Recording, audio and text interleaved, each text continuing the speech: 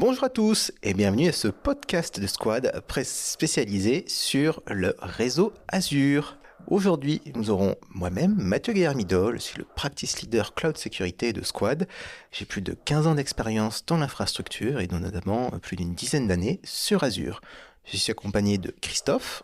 Bonjour, moi je suis Christophe, je suis architecte cloud au sein de Squad depuis 2 ans. Je viens du monde de l'infra comme Mathieu, avec une dizaine d'années d'expérience et plus sur les 7 dernières années, plutôt orienté sur du cloud Azure. Hello, donc Vaccaro Nicolas, je suis Cloud Engineer, MVP Azure du coup depuis maintenant 2 ans. Et voilà, j'ai la chance de pouvoir pratiquer le Cloud Azure depuis maintenant 3-4 ans, facile. Ça marche. On va discuter un petit peu de certaines nouveautés, mais je voudrais parler d'une date particulière, le 30 septembre 2025.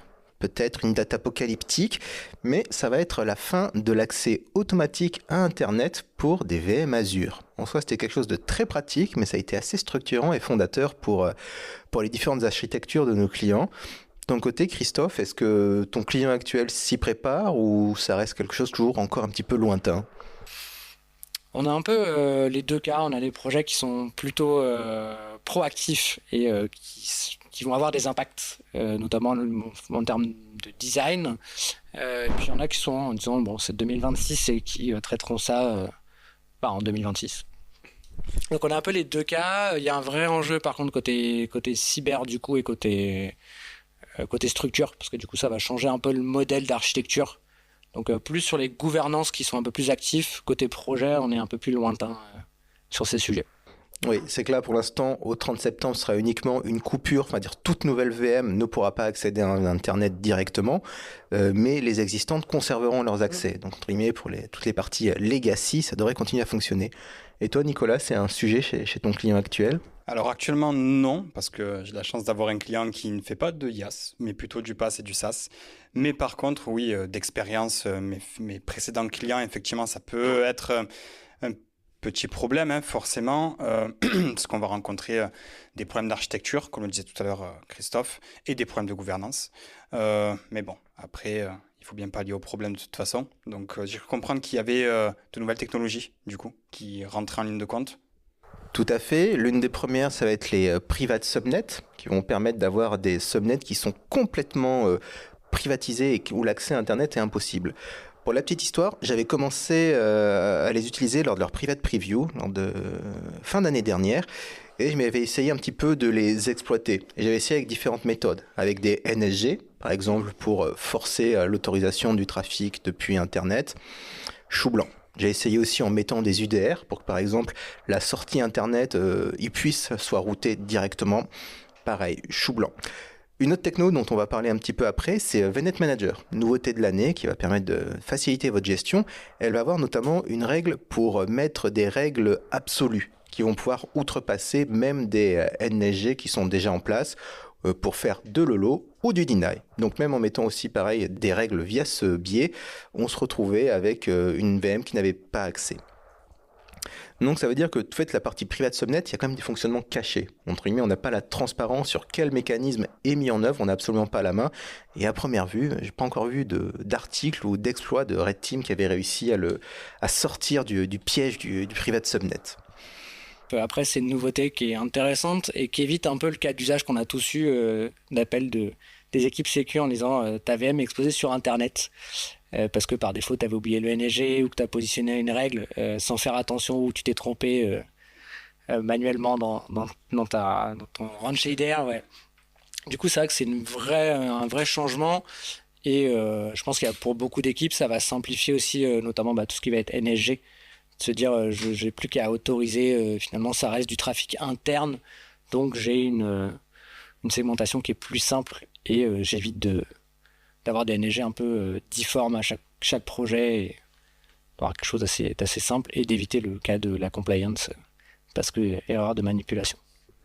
Ouais, j'ai cru comprendre, parce que du coup, pour en revenir un petit peu aux IP publics, en fait, l'IP public, d'après ce que j'ai compris, n'est pas supprimé à proprement parler.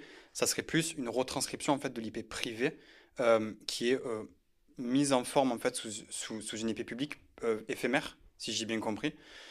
Donc bon, ça me paraît À voir, parce que pour le coup, avoir une adresse IP publique éphémère par la suite, je ne sais pas si les clients vont apprécier d'un point de vue dépannage, d'un point de vue troubleshooting. Ça va être un peu le mystère de la suite. Et après, effectivement, apparemment, il y aurait d'autres contraintes. C'est ce que j'avais relevé un peu sur le site de Microsoft, où il disait que voilà, il va y avoir des connexions. Si des connexions sont inactives et qu'aucun nouveau paquet n'est envoyé, les ports sont libérés après un délai allant de 4 à 120 minutes, etc. Bref, je vous invite à regarder sur le site de Microsoft. Il y a quelques petites contraintes, mais bon, après, de toute façon, il faut bien qu'on y passe. Hein. On n'a pas trop le choix. En autre nouveauté aussi, donc on a VNet Manager. Donc pour l'instant, je pense que la plupart des architectures réseau sont le hub and spoke. Donc avec un point central et on va dire plein de petits hubs qui vont être en mode étoile pour se relier. Donc l'idée, c'est de pouvoir centraliser les connexions réseau. C'est l'architecture qui est plébiscitée, maintenant ça va faire quasiment 5-6 ans. Moi je vois que ça chez tout le monde. Mais elle a quand même certaines limites. C'est quoi, c'est 500 500 peering, ouais, 500 peering. Et pour le coup, pour le cas de mon client, avec pas mal de projets, on n'est pas loin de cette limite. Et il y a un petit changement sur ce que poussait Microsoft 2015 et maintenant, où ils étaient très architecture, hub and spoke, etc. Et ils poussent plutôt vers la microseg derrière. Mais du coup, il y a quand même cette fameuse contrainte des 500 peering qui pose problème, notamment si on veut faire du découpage par projet. Pour les grandes entités, ça devient très vite compliqué, surtout si on découpe par sous-environnement. Donc il y a un vrai enjeu et effectivement, des nouvelles technos à voir. Est-ce que VNet Manager permettra de répondre à cette limite ou non? Dans quel cas, il faudra plutôt passer sur du V1 versus du VNet Manager? Les enjeux. Eh oui, ça reste à tester. Mais pour l'instant, la partie VNet Manager, elle semble prometteuse et ça va permettre sur des architectures mesh, donc où chacune sera son propre point. Et ça va permettre aussi de centraliser. Donc on va avoir l'existence de règles, on va dire, absolues, qui ne pourront pas être outrepassées par les projets. Par exemple, on veut bloquer les accès type port 22 sur des machines qui sont en back-end. Logiquement, c'est des choses qui se font relativement bien.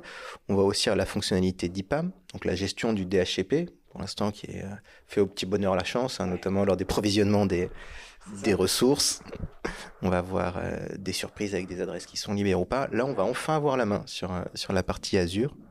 En autre nouveauté, on a aussi le peering par subnet. Ça, auparavant, c'était VNet à VNet. Ouais, c'est ça, c'était VNet à VNet. Et le peering par subnet, pour moi, permet une granularité qui est beaucoup plus fine, notamment on le voit dans le cadre soit de la synchro de données, soit la donnée entre projets. Avant, on faisait du VNet, c'est-à-dire qu'on devait réimplémenter les NSG pour ajouter les autorisations sur les bons subnets, etc. Là, ça permettra juste de faire communiquer deux projets ensemble, par exemple, sans avoir à faire communiquer toute une entité ou tout un VNet derrière. Donc, il y a quand même des cas d'usage qui peuvent être pertinents par rapport à cette nouveauté. En tout cas, chez nous. Et pour nos amis de la gouvernance aussi, ça va être un peu plus simple.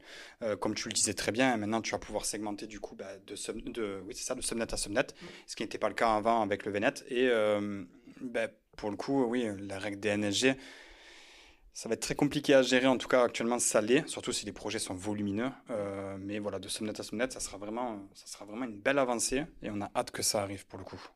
Et vous parlez de micro-segmentation, donc là pour moi la clé c'est l'automatisation, donc Terraform, c'est dans beaucoup de projets, je le vois toujours appliqué, ça permet d'avoir pour chaque environnement, entre guillemets, de faire dans son environnement de dev ses règles et ensuite de pouvoir les pousser en pré-prod, qualification, prod, enfin quel que soit le nombre d'environnements présents. C'est pour ça que la complexité du NSG, je suis pas forcément tout à fait d'accord, entre guillemets, si c'est bien fait dès le début, bien pensé, on arrive quand même à relativement bien les automatiser. La problématique que tu peux avoir, et moi que j'ai pu voir chez plusieurs clients, c'est la gouvernance en fait. Qui a la responsabilité de créer le réseau? Est-ce que c'est la responsabilité du projet? Est-ce que c'est la responsabilité des équipes exploitantes? Et tout le monde n'est pas au même niveau d'industrialisation. Entre équipes, il y en a qui vont encore être ONG soit par script PowerShell, soit à la main. T'en as d'autres qui vont effectivement les prévoir avec des outils DevOps, Terraform, Azure DevOps, Jenkins, Ansible. Co. Et du coup, c'est là où tu te retrouves avec des choses qui n'ont pas le même degré. Et du coup, si tu veux une gouvernance globale qui peut être compliquée, d'où effectivement l'intérêt de VNet Manager avec des règles globales permettant d'avoir des cadres standards sur toute la landing zone, ce qui est quand même plutôt intéressant comme nouveauté, je trouve. Mais à contrario, ceux qui ne sont pas, enfin ceux qui ont déjà, pardon, à contrario, ceux qui sont déjà très matures sur la partie automatisation, oui, si tu as mis en place dès le début ton NSG avec tout ce qu'il faut, tu as juste à rejouer ton script, à faire tes modifications et puis c'est terminé. Par contre, on l'a vu, hein, on fait partie d'un grand groupe qui possède de grands clients, beaucoup de clients. Beaucoup ne possèdent pas, n'ont pas la mature de faire de l'automatisation eux-mêmes. Donc pour le coup, bon. Ça se discute, le débat est ouvert. Donc on va retrouver aussi des outils pour la détection automatique des règles. Donc là par exemple je vais vous parler de Prisma Cloud. Ça fait partie des fonctionnalités sur sa partie réseau protection, en fait, où il va pouvoir détecter tous les flux. Il va avoir une phase d'apprentissage qui peut durer de 1 jour à plus longtemps si c'est nécessaire. Et il va pouvoir te sortir en fait toutes tes règles de flux qui sont nécessaires. Après le problème c'est que Prisma Cloud, enfin c'est pas forcément un problème, c'est juste un design qu'il faut connaître, ne s'appuie pas sur les NSG Azure par exemple ou les SG AWS dans d'autres clouders. Il va s'appuyer en fait sur leurs propres agents qui sont installés. Donc ils vont te ressortir des règles, mais tu seras forcément, ces règles, elles seront liées à leurs agents. Tu ne pourras pas les réexploiter dans un environnement Azure pur si tu voulais te passer de l'outil. Mais c'est des choses qui commencent à apparaître et je suis sûr qu'il y a plein d'autres solutions qui le font. Et ça permet vraiment d'aider. C'est souvent pour les équipes applicatives connaître les flux, savoir avec qui leur application doit discuter, c'est souvent un petit peu compliqué. Après, la fameuse matrice, ces fameux Excel. Ouais, ça c'est un classique. Hein. On l'a souvent, hein, on les demande t'as besoin de communiquer avec quoi voilà, c'est la réponse à peu près classique de beaucoup de projets. Et toute l'étoile. Ouais, c'est un peu ça. Du coup, en termes de gouvernance, très compliqué. Et puis même, t'as des services qui ont des dépendances sur lesquels même le support n'est pas au courant. Je prends le cas d'un cas récent qu'on a eu chez mon client, c'est Redis Cache, où il y a la documentation avec un certain nombre de flux. Et puis, on s'aperçoit que finalement, sur le firewall, il y a d'autres flux qui sont émis de ce Redis. Et en fait, après, indiqué au support, oui, c'est des flux optionnels. Mais pas mais obligatoire. Mais obligatoire. Alors, des fois obligatoire, des fois pas obligatoire, mais du coup, c'est toujours compliqué.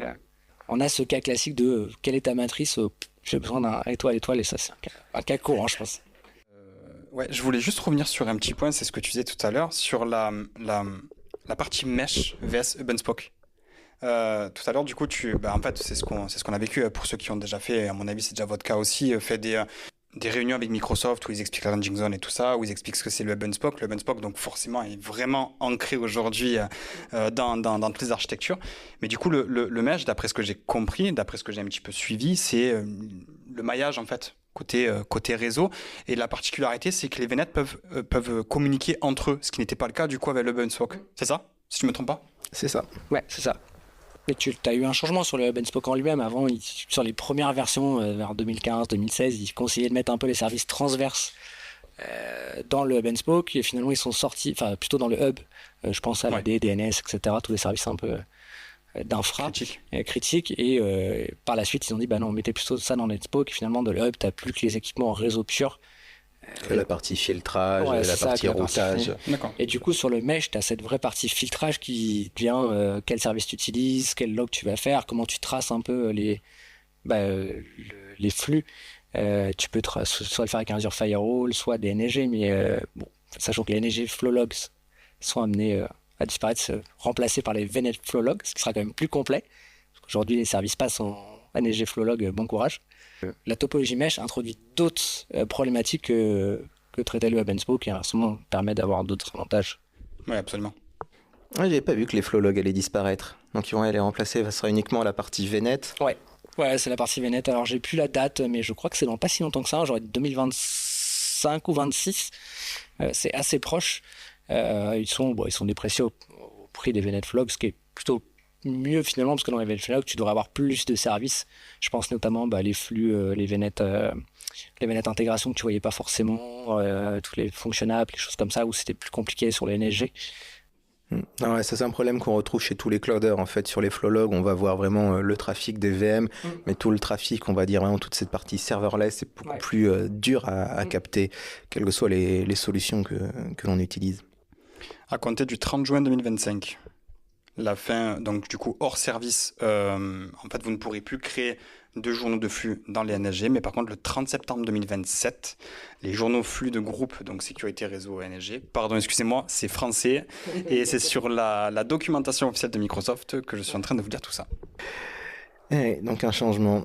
Mais après, j'ai vu pas grand monde franchement qui utilise les flows. On va les utiliser plus pour une partie de debugging, on va dire dans de l'immédiat, mais des gens qui les récoltent en permanence pour faire vraiment l'analyse, le mapping de leurs ressources réseau, ça reste assez rare. Vous parlez de Prisma Cloud, il y a aussi Illumio Cloud Secure qui permet de le faire. Donc eux par contre s'appuient sur les fonctions de NSG, SG et vont permettre de faire des règles de filtrage de la même façon.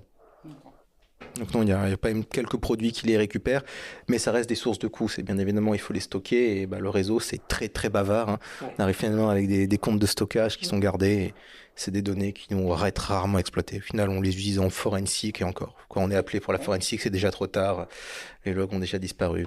Absolument, parce que, en tout cas, personnellement, mon client ne les utilise pas, pour le coup, les flow logs, pour le coup. Et d'ailleurs, même pour mes précédentes expériences non plus. C'est vrai qu'on a c'est beaucoup d'applications locales ou de logiciels locaux qui s'en occupent, mais rien dans le cloud. C'est le cas aussi pour toi, Christophe, ou... Non, on les utilise plutôt sur du debugging. En vrai, je comprends pas, mon application marche plus. Ok, ou c'est filtré avec les NSG. Est-ce que c'est filtré soit par les NSG, soit par le hub? Et c'est plutôt dans ce cas-là, donc c'est plutôt pour l'équipe exploitante réseau qui eux s'en servent, mais sinon non, c'est plutôt dans ce cas-là. Et je crois que la rétention est pas énorme, justement pour éviter d'avoir des factures trop élevées. Des factures trop élevées. Mais non, c'est pas utilisé à ma connaissance pour l'audit sécu, mais plutôt pour du debugging. Il y avait un sujet intéressant. Pour le coup, si on parlait un peu d'APIM, est-ce que quelqu'un a une anecdote un petit peu à discuter avec nous? Ouais, sur la partie réseau, APIM, c'est un service qui est extrêmement complet, qui permet d'exposer des API internes, externes, et d'avoir un management global. Donc ça marche très bien quand c'est une version publique. Essayer de privatiser une APIM, c'est déjà une autre histoire. Pour l'APIM en plus il y a plusieurs modes, il y a plusieurs SKU, développeur, standard V2, premium, avec chacun son petit lot d'intégration réseau, que ce soit des pre-endpoints, du VNet intégration ou du VNet injection, et avec chacun des problématiques. La plus grosse problématique étant le VNet injection pour le coup interne, parce que tu as le VNet injection interne, externe. Tu vois déjà c'est presque 4 ou 5 modes réseau à tester avec son lot de contraintes. Sur le VNet injection interne, tu dois résoudre un DNS public, donc les fameuses zones de l'APIM, tu en as 5 derrière, que ce soit le portail développeur, que ce soit l'APIM en elle-même, que ce soit le management, avec un domaine public, mais avec des IP privés. Donc, comment tu gères ça au niveau de tes DNS custom, enfin, souvent tes DNS internes, il y a peu de clients qui utilisent aujourd'hui les services DNS de Microsoft, soit DNS zone ou privé, enfin, les pré-DNS zone beaucoup, mais les DNS zone en gestion DNS, j'en ai pas vu beaucoup en clients, sur les zones publiques peut-être, mais en zone interne, non, plutôt des outils comme Efficient IP ou Active Directory, enfin, toute la suite Windows. Le classique. Donc une petite complexité à gérer, donc comment tu le gères, comment tu gères, soit tu privatises ce domaine public, mais du coup, quand tu as des interconnexions avec d'autres APIM, comment tu fais? Ou alors tu crées un domaine custom, c'est-à-dire la gestion d'un certificat, du coup des coûts supplémentaires, de l'opération supplémentaire, parce qu'il faut renouveler les certificats, il faut le gérer ses secrets, soit dans un key vault, soit en local, avec d'autres solutions. Donc un peu de travail d'architecture. Et de budget. Et de budget, tout à fait. Forcément. Après, c'est marrant, toujours cette transition du cloud qui était public initialement avec tous nos comptes stockage et sa privatisation avec les private endpoints, ça fait quoi? Ça fait 4-5 ans maintenant? Ouais, ça doit faire 4-5 ans. Sur la V1, ça n'existait pas, sur le contenu classique. RIP d'ailleurs, au petit classique qui est mort il y a quelques... En juillet. C'est vrai, au mois d'août. Il est pas si vieux, RIP. Il a mis 8 ans pour sa mise à mort. Il y a un beau posting de Mathieu sur justement l'obsolescence des services derrière, mais non, tout est une problématique. Cette privatisation plutôt, ça reste un changement de philosophie important et ça reste toujours compliqué à intégrer. Tu parles de la VNet intégration, le Private Endpoint, et ça peut mener à un peu de la confusion. Pour ça, je ne sais plus sur quelle ressource. Il me semble que c'est sur l'ASE, où quand tu vas sur la partie réseau, tu as un beau tableau avec 3 colonnes qui expliquent bien dans quel sens. Ouais. Je ne sais pas qui chez Microsoft a mis en place ce tableau, et moi j'ai envie de lui dire merci. Ça donne vraiment une vision claire de qu'est-ce que je privatise. Est-ce que c'est le inbound, le outbound? Ça permet d'avoir de la clarté. Dans le VNet, tu as le VNet injection et le VNet intégration, qui sont encore deux choses différentes. Le VNet injection est plus en mode... C'est fini pareil. Ouais, ça finit pareil, mais il est plus considéré comme une NIC finalement dans ton VNet. VNet intégration, c'est juste tu donnes une IP globalement dans ton sous-réseau pour pouvoir interroger des ressources internes. Donc, il sait qu'il y a un petit sujet... le Private Endpoint, pour le coup, lui, c'est que de l'entrée. Ouais, ce qui est beaucoup utilisé du coup pour les function apps, les web apps, app services, etc., etc. Mais oui, pour pouvoir appliquer tes règles de filtrage, par exemple, et éviter ou juste faire communiquer tes ressources entre elles. C'est vrai que pour le coup... une base de données avec une web app. Absolument. Classique. Et d'ailleurs, tu as un vrai sujet sur l'ASE versus les plans premium. Pour le coup, l'ASE qui était... parce qu'avant, les premières versions des web apps, tu n'avais pas ce Private Endpoint et ce VNet intégration. Donc l'ASE était utilisé plutôt pour justement permettait de faire ces connexions. Maintenant que tu as plus, que tu peux faire du Private Endpoint avec une VNet intégration, quel service tu prends, quel niveau de sécurité tu mets, est-ce que tu acceptes finalement le partage des infras ou est-ce que tu veux dédier de l'ASE mais avec des coûts supplémentaires, même si les ASEv3 enlèvent les coûts fixes, qui n'étaient quand même pas neutres non plus dans un projet. Donc tu as toute une gouvernance finalement de ta sécu qui est drivée aussi par ton mode d'interconnexion au réseau.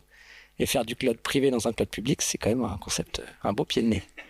Non, c'est pour ça, souvent, la partie, ça va être un Kubernetes qui serait hébergé sur plusieurs, du on-prem, de l'Azure, de l'AWS, du GCP, avec le petit container qui se balade entre chacun suivant les besoins, suivant les extinctions de services.